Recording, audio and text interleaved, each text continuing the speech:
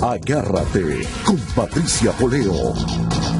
Regresamos con Agárrate, ya tenemos vía Skype desde Venezuela a Juan Carlos Sosa Aspurua, abogado, escritor, profesor, empresario, político venezolano, presidente del grupo Petróleo YB, editor en jefe de la revista Energizando Ideas. Estoy leyendo algunas de las cosas que es Juan Carlos y realmente ha sido uno de mis entrevistados más controversiales. Cuando tenía, en este programa no he estado nunca, cuando tenía Cuéntamelo Todo, pues siempre que lo tenía, eso despertaba cualquier cantidad de reacciones.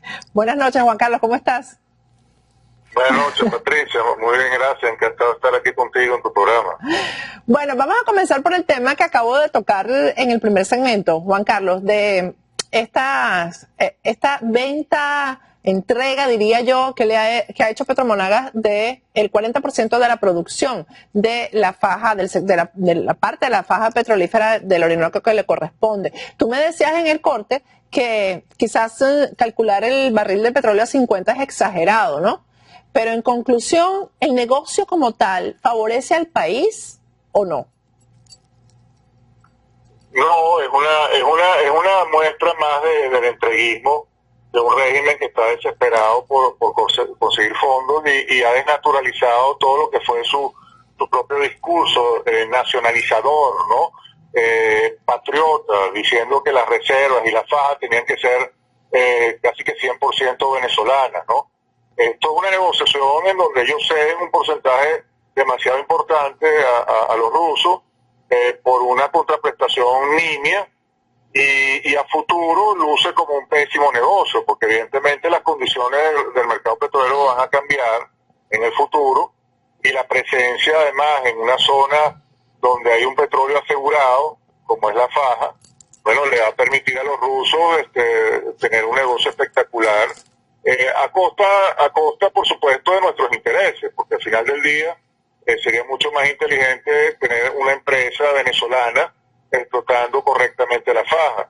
Pero claro, esto de Petromonagas es una raya más para un tigre que ya no tiene capacidad de más rayas, pues, o sea, un tigre que está tan rayado que ya no le cabe ni un punto más, porque el solo hecho, por ejemplo, de haber entregado a los militares la capacidad de hacer todo tipo de negocios en el ámbito petrolero a través de una empresa mercantil, no solamente es una violación flagrante a la Constitución Nacional, sino por supuesto a los intereses más sagrados de la economía de todos los venezolanos.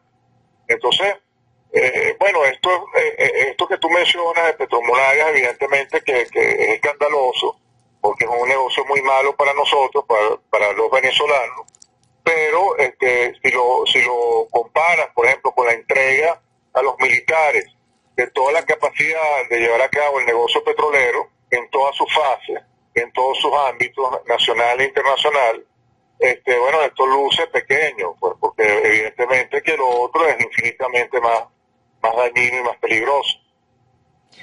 Juan Carlos, vamos a entrar un poco en lo que es en cómo está el país, ¿no?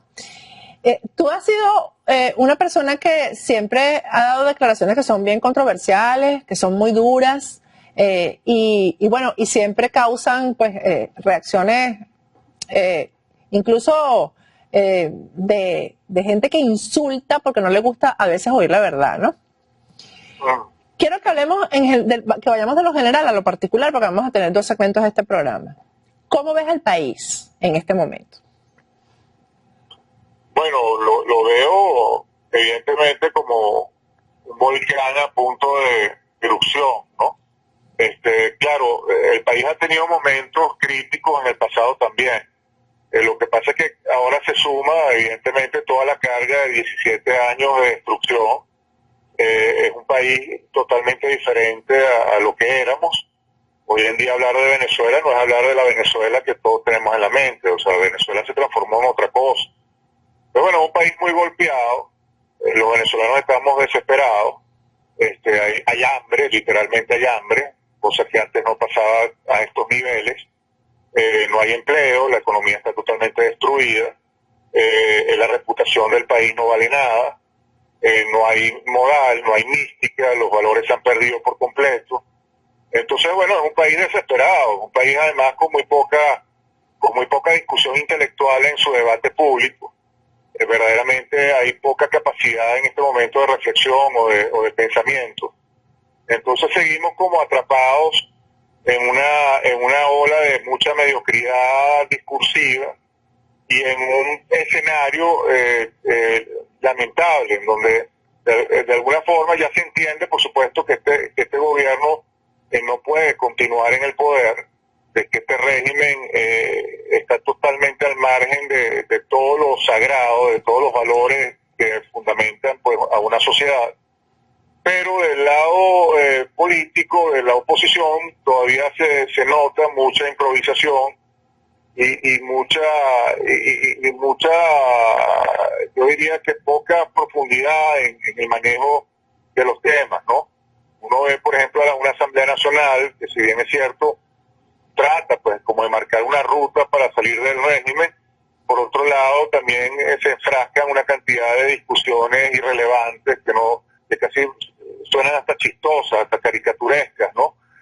Como por ejemplo el tema de los celulares en las cárceles y hacer una ley de productividad nacional y cosas así, que verdaderamente ante el apocalipsis que estamos viviendo lucen como una verdadera pérdida de tiempo, ¿no?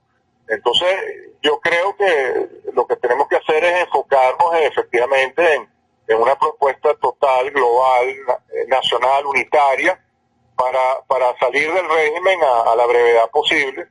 Yo creo que de alguna forma eso sí ya se está hablando, afortunadamente, pero creo que es imprescindible que todos los venezolanos nos unamos en una sola visión de salida del régimen, que no caigamos en las mezquindades chiquitas, en las discusiones sobre el sexo de los ángeles, sino que de alguna manera logremos orquestar una sola fuerza nacional que exija la salida del régimen. Ya se habla del tema de la renuncia. A mí esa palabra no me gusta porque parte de la base, evidentemente, de que este señor es un presidente legítimo, cosa que sabemos que no es. Pero bueno, para no caer en esos tecnicismos, yo creo que es una propuesta interesante el hecho de generar una fuerza en la calle de lo suficientemente contundente como para que a Maduro no le quede más alternativa que la entrega del poder, que lo podemos llamar renuncia, lo podemos llamar como queramos, pero al final del día significa una sola cosa, que este señor entregue el poder y que todo el régimen se desplome junto con él. Es decir, que efectivamente se entienda que se estaría activando un mecanismo constitucional perfectamente válido, que es el desconocimiento de una autoridad írrita y legítima que la representa el régimen y Maduro en la cabeza. Y eso significaría entonces que la salida de Maduro también implica, por supuesto, la salida inmediata del vicepresidente, que es parte de un régimen criminal, y entonces, bueno, seguiría la sucesión natural que establece la Constitución, que el presidente de la Asamblea Nacional tendría que tomar el poder por 30 días hasta la celebración de unas elecciones abiertas, en donde participen los candidatos pues que deseen aspirar al cargo de presidente. Evidentemente, todo este escenario, que luce como muy perfecto, dicho como lo estoy diciendo, porque evidentemente está lleno de 1000 obstáculos y 1000 variables imponderables e impredecibles, pero todo esto parte de la base que tengamos todavía, que recemos por tener todavía una fuerza moral de reserva en las Fuerzas Armadas Nacionales, es decir, que todavía exista un contingente importante de fuerza militar que esté dispuesta a acompañar a la población civil en su clamor por la libertad, en su clamor por exigir un cambio inmediato pues de circunstancias políticas, ¿no?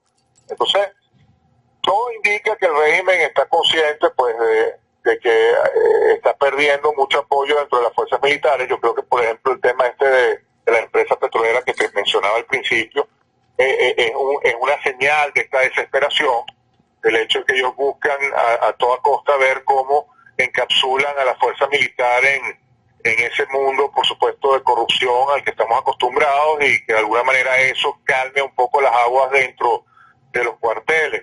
Pero yo creo que eso no va a pasar. O sea, yo sigo pensando, sigo teniendo fe, porque existe un porcentaje todavía muy importante de las Fuerzas Armadas que no está corrompido, que no está conformado por esos mandos altos que obviamente están todos ya envenenados, pero estamos hablando pues de los mandos medios y por supuesto los soldados, es decir, la gran población militar venezolana que de alguna manera está padeciendo lo mismo que todos los venezolanos y se tienen que sentir además muy humillados por toda la entrega del corazón del país a intereses foráneos. Pues el hecho de que nos hayan humillado como nos han humillado, porque eso es lo principal que hay que recalcar, porque es un régimen patria que de alguna forma escupió en el alma del país, de los venezolanos, pues entregó la patria a Cuba, al régimen esclavista de los Castro, y de alguna forma la procesión ha ido por dentro de las fuerzas militares durante muchos años, porque ellos están conscientes de que eso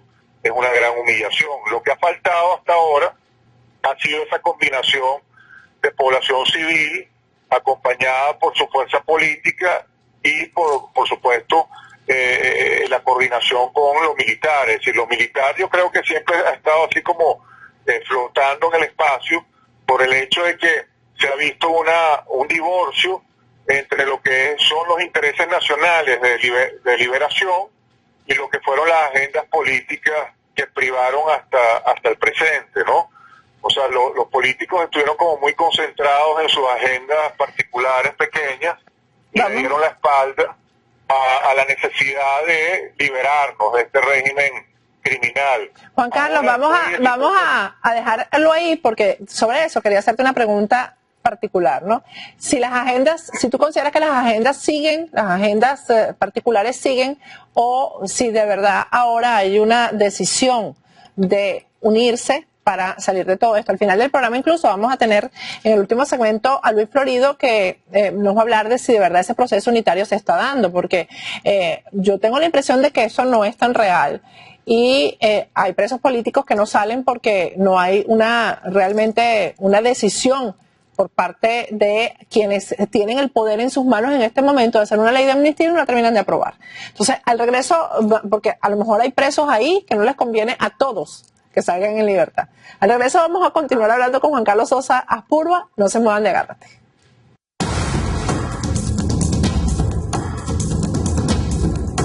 Agárrate con Patricia Poleo.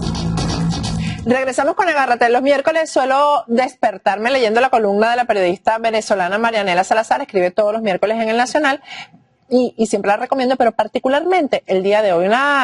Yo creo que es una columna que además interpreta el clamor de todos los venezolanos. Tenemos vía Skype a Juan Carlos Sosa Aspurua desde Venezuela. Juan Carlos, yo voy a leer un extracto, apenas un párrafo de la columna como comienza, para que comentemos, porque esta es la angustia que yo creo que tenemos la mayoría de los venezolanos sobre la efectividad o la poca efectividad que está demostrando la Asamblea Nacional. Fíjate, ella dice: resulta alarmante, por decirlo menos, la insoportable lentitud con la cual la Asamblea Nacional se ha tomado el gravísimo problema que representa el secuestro del Tribunal Supremo de Justicia a manos de magistrados express, en algunos casos con prontuarios y expedientes criminales.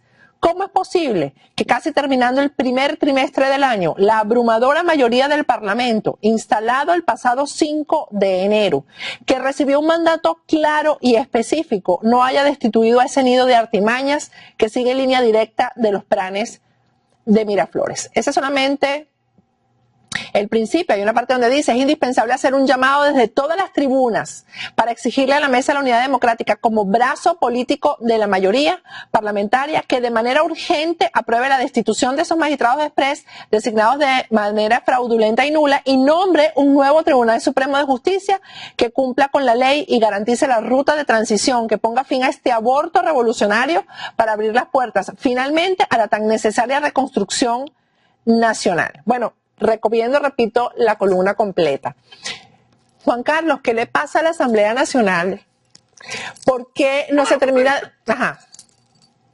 Me parece que es escandaloso lo que está pasando con la Asamblea Nacional. Yo creo que Marianela se queda corta en su manifestación de angustia y de desesperación ante lo que es inexplicable e incalificable. O sea, efectivamente, lo que sucedió el 6 de diciembre fue absolutamente impresionante. O sea, el hecho de que la Asamblea Nacional tuviese una mayoría calificada que le iba a permitir pues hacer prácticamente cualquier cosa, y que a la primera semana se dejara quitar de un plumazo ese mandato, porque eso es lo primero que hay que recordar, que ese mandato del pueblo venezolano, de los venezolanos que le dieron a la Asamblea Nacional esa mayoría calificada para que actuara tajantemente, la Asamblea se la dejó quitar, ¿no? O sea, porque eso es lo principal. O sea, la mayoría calificada ya no la tiene la Asamblea Nacional porque el Tribunal Supremo de Justicia de un plumazo se la quitó. Y después la ha venido erosionando con una serie de decisiones que no tienen ni pies ni cabeza, que no se fundamentan en el derecho, ni mucho menos, que son un bochorno. Y entonces la Asamblea Nacional no solamente es que tiene una atribución, sino que tiene el deber constitucional de desconocer esa autoridad, porque la Constitución venezolana es muy clara cuando dice que cuando una autoridad usurpa la función de otra, esa otra tiene el deber de desconocer esa autoridad que está usurpando, ¿no? Entonces, en este caso particular, la Asamblea Nacional ha bajado la cabeza, se ha agachado y ha querido mantener un discurso excesivamente civilista, excesivamente institucional, cuando lo que estamos viviendo es un zafarrancho, pues una especie de apocalipsis provocado de una manera totalmente deliberada por un régimen que está al margen de la ley. Pues la Asamblea Nacional, que es precisamente el corazón de la ley, el corazón del derecho, donde salen las leyes de la República, ni más ni menos, tiene la obligación con todos los venezolanos de pararse firme y no permitir esa usurpación de funciones. Una de las cosas que a mí más me llama la atención es el menú de posibilidades que tiene la Asamblea para salir ya del régimen que no se está aplicando. Por ejemplo, uno tiene el tema de la nacionalidad de Maduro. Ajá. ¿Qué pasa? Una Porque investigación profunda sobre ese tema, bien hecha, seria, profesional, arrojaría lo que todos sabemos, que Maduro no tiene las condiciones constitucionales para ser presidente de la República. Juan Carlos, pero es que mira, Juan Carlos, entonces, esa sola razón es suficiente causa para removerlo del cargo que usurpa. Y sin embargo la Asamblea no hace nada para llegar al fondo de esa verdad. Pero ¿por qué, Juan Carlos? El tema de la muerte de Chávez. Juan Carlos, discúlpame que te interrumpa. Muy cierta, hay una sospecha fundamentada que el señor Chávez murió en diciembre de 2012 y no el 5 de marzo de 2013. Si se hace una investigación profunda sobre eso, se buscan los decretos que supuestamente firmó, los originales, muy probablemente también se descubriría el fraude a la nación, la farsa que representó la muerte de Chávez. Esos son los dos hechos, ya son suficientes para que haya un cambio de gobierno inmediatamente. Si a eso le sumamos el hecho de que el país, más de 8 millones de personas dejaron registrado el 6 de diciembre, que el chavismo perdió oficialmente la mayoría del país, porque eso se sabía de antes evidentemente, pero quedó oficialmente registrado por el mismo CNE, que ya el chavismo es minoría. Señora, aprovecha esa pelota, esa bombita que te están pichando y bateala de jonrón. En enero convoca el referéndum revocatorio. Un referéndum revocatorio que sea como arrinconar contra las lonas al régimen y caerle a puñetazos sin permitirle que respire un segundo. Porque si ese referéndum se convocaba desde enero, que se podía convocar, porque en enero se cumplía, en enero pasado, hace 2 meses, se cumplía la mitad del periodo constitucional que usurpa Maduro, ese referéndum se podría estar celebrando en abril, es decir, el mes que viene. Y entonces, ante lo que sucedió el 6 de diciembre, al régimen le iba a ser muy cuesta arriba meter la coba de que, que el país había cambiado de opinión, porque en tan poco tiempo es imposible que el país se voltee, más con la crisis humanitaria que tenemos, más con la crisis económica que hay, más con el problema de flujo de caja que tiene el régimen. Entonces, en tan poco tiempo no iban a poder meter la coba de que el país chavista recapacitó y que ahora sí está votando otra vez por el régimen. ¿Qué es lo que pasaría si dejamos pasar más tiempo? porque los precios del petróleo comienzan a recuperarse, porque Obama firma los acuerdos con Cuba y empieza a entrarle dinero a Cuba y por lo tanto a Venezuela, y en fin, o sea, pueden pasar muchas cosas que harían que el régimen pudiese perfectamente bien en un mediano plazo meter la coba de que simplemente las variables cambiaron y que la gente que votó el 6 de diciembre no votó por la oposición, sino votó básicamente para hacerle un llamado de atención al régimen, y el régimen entendió el mensaje, que recapacitó, rectificó, y que ahora otra vez el país está votando por el régimen. En la medida que pasa el tiempo, esa mentira se puede construir, pero si la Asamblea Nacional tomaba la pelota inmediatamente o convocaba a ese referéndum revocatorio enseguida, entonces cualquier fraude que pretendiese hacer. Se cortó la llamada. Vamos a hacer un corte y al regreso continuamos hablando con Juan Carlos Sosa Puro porque se cayó la llamada. Ya volvemos.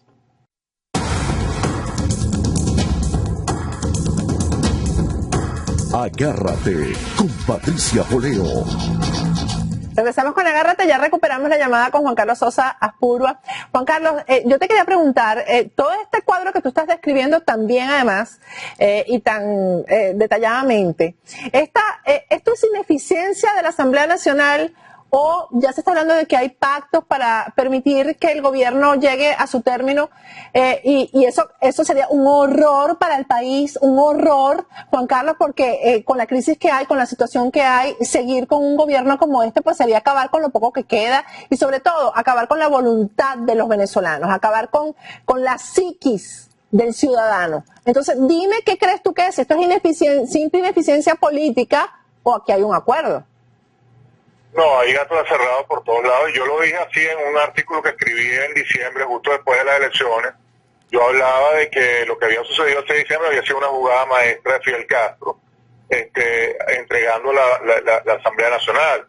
Y ahí explico el por qué, ¿no? Pero para no entrar en muchos detalles, para no alargarme, sí. Yo lo que está en ese artículo es que muy probablemente entre la carta que tenía Fidel Castro bajo la manga era un caballo de Troya, es decir, unos infiltrados dentro de la misma MUD que iban a hacer todo el saboteo necesario para que la Asamblea Nacional se transformara simplemente en un convidado de piedra, es decir, en una cuestión totalmente estéril, que es exactamente lo que hemos venido viendo. Es decir, yo no estoy diciendo para nada que todo lo de la MUD sean ese caballo de Troya, ni muchísimo menos, pero es que hace falta muy pocos para lograr ese objetivo. Yo sí creo que dentro de la mesa de la unidad hay gente que juega para el bando del régimen, que está infiltrada en la oposición y que atiende los intereses del régimen. Y esos individuos se han activado desde el principio para frenar el hecho de que la asamblea sea una verdadera asamblea opositora y haga lo que tiene que hacer. Porque no tiene ninguna explicación, o sea, no se trata de ineficiencia porque está demasiado de anteojitos lo que tiene que hacer la asamblea. Y el hecho de que no lo haga, bueno, lo dice todo, es decir, aquí no hay que especular, los hechos hablan por sí mismos. O sea, la Asamblea Nacional tiene en sus manos la posibilidad de salir del régimen de inmediato. Y sin embargo, empiezan a discutir sobre el sexo de Los Ángeles, no sé cuántas propuestas distintas, que si enmienda constituyente, referéndum panero el año que viene, en fin, o sea, renuncia. Entonces, además le tiran la pelota a la gente, es decir, gente que ha salido a la calle en el pasado, como el 2014, que salieron los muchachos y dieron la vida por la libertad, y salían estos personajes que ahorita están en la Asamblea Nacional condenando lo que estaba pasando en la calle y catalogando a esos muchachos de guarimberos, drogadictos, periqueros, cifrinaje de Caurimare, ¿no? Decían muchos de los que están ahorita en la Asamblea. Entonces ahora esos individuos llamando a la calle, cuando tienen salidas mucho más rápidas, constitucionales y totalmente seguras, es decir, sin poner en juego, sin poner en riesgo la vida de un solo venezolano. No, entonces ahora le tiran la pelota a la gente, que sea la gente la que salga a la calle, sea la gente la que ponga el pecho, sea la gente la que potencialmente muera en el intento, cuando ellos tienen la solución en sus manos, la varita mágica, es como el mago Merlín, son el mago Merlín que tiene la solución mágica para esta desgracia y no la aplican, no la materializan. Entonces, evidentemente, a mí eso me genera todo tipo de suspicacias y confirma mis peores mis peores pesadillas y las advertencias que le hacía al país cuando antes de las elecciones le decía lo inútil que iban a ser esas elecciones, lo inútil que iba a ser tener una Asamblea Nacional en un régimen tiránico que no respeta absolutamente nada. Entonces, bueno, pero la Asamblea Nacional no es... Perdón, Patricia. Fíjate, en este momento la gente se estará preguntando entonces cuál es la salida.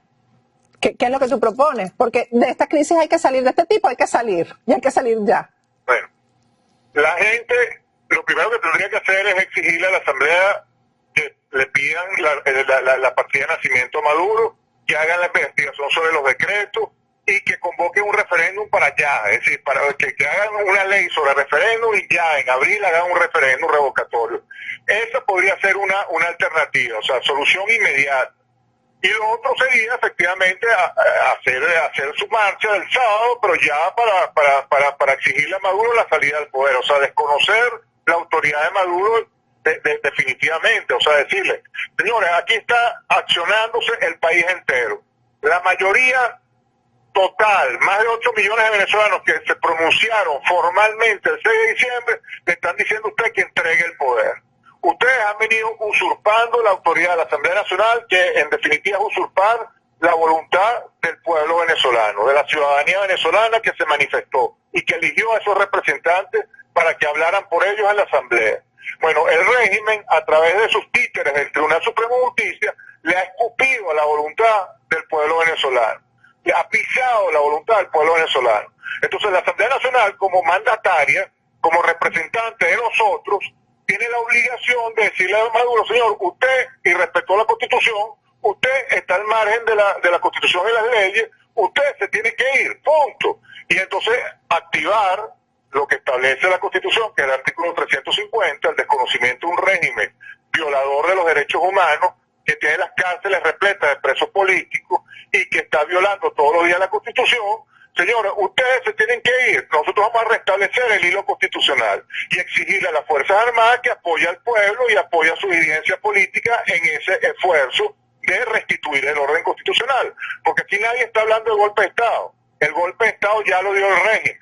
El régimen es el que está al margen de la Constitución. Entonces la Asamblea Nacional, como representante de la ciudadanía venezolana, de los venezolanos, tiene la obligación, no es una atribución, tiene la obligación de exigir la salida de Maduro, exigir la salida de Aristóbulo y de todo su tren de malhechores que en este momento son una mafia que secuestra al Estado venezolano, que secuestra a los venezolanos. Entonces, eso es lo que tienen que hacer y podrían hacerlo ya. Si no lo hacen es porque definitivamente tienen otra agenda. Y ahí, por supuesto, Patricia, podríamos estar horas especulando sobre mil cosas que podrían ser la explicación de esta tragedia que estamos describiendo. Pero al final del día, si la Asamblea Nacional tuviese la voluntad sincera, honesta, de salir del régimen, podríamos solucionar esto ya, sin necesidad de poner una sola vida de ningún venezolano en la calle. Bueno, Juan Carlos, muchísimas gracias. Espero que hablemos más a menudo, como hacíamos antes. Me encantaría. Muchas gracias a ti por darme esta ventana. Fuerte abrazo, Patricia. Gracias. Bueno, yo creo que muchos coinciden con los argumentos que ustedes acaban de escuchar por parte de Juan Carlos Sosa Apurua.